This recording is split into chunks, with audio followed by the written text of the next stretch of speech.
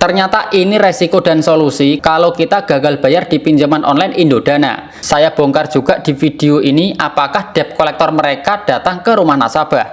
Oke, saya pernah dengar cerita yang cukup bikin saya mikir dari seseorang yang pernah pakai aplikasi Indodana. Dia cerita kalau awalnya cuma butuh dana tambahan buat momen lebaran. Ya tahu sendiri kan, masa-masa begitu kan godaannya sangat banyak gitu. Belanja baju baru, bagi-bagi THR, sampai kebutuhan rumah yang nggak ada habisnya. Awalnya semuanya itu terasa aman, cicilan masih bisa dibayar tepat waktu. Tapi setelah beberapa hari lewat atau beberapa bulan lewat, penghasilan mulai menurun. Dan disitulah masalah mulai muncul.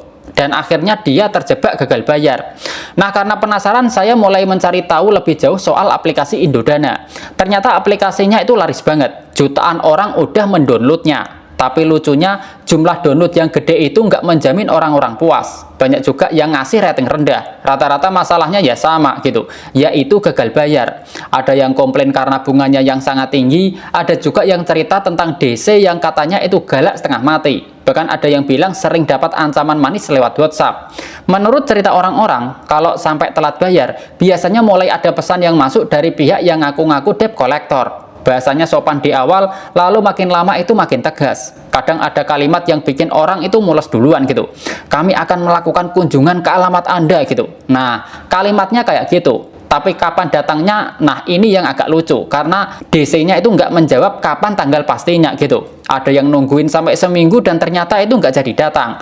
Ada yang nunggu sebulan, terus ternyata ya hilang tanpa kabar gitu. Jadi nggak jelas. Nah, satu hal yang saya pelajari, kedatangan debt collector itu ternyata sangat bergantung sama lokasi si peminjam. Kalau peminjam tinggal di kota besar, terutama daerah yang banyak kantor kolektor, kemungkinan dikunjungi itu jauh lebih gede. Karena mereka nggak perlu keluar ongkos banyak buat operasional. Tapi kalau tinggalnya di desa atau daerah yang jaraknya jauh banget dari perkotaan, biasanya kedatangannya itu agak lama. Bahkan kadang nggak datang sama sekali. Nah, ada satu cerita yang menurut saya itu lumayan kocak. Ada orang yang udah galbay sampai 5 bulan, selama itu dia cuma ditelepon dan cuma di chat saja. Tiba-tiba pada bulan kelima, debt kolektornya itu beneran datang. Cuma sekali itu. Setelah itu hilang tanpa jejak gitu. Nggak ada follow up, nggak ada telepon yang berkelanjutan, dan yang lebih absurd lagi adalah 3 tahun kemudian, tiba-tiba ada pesan yang baru yang bilang mereka mau datang lagi. Bayangin aja, 3 tahun kemudian baru muncul gitu. Jadi ini bener-bener nggak jelas gitu, nggak ada polanya gitu.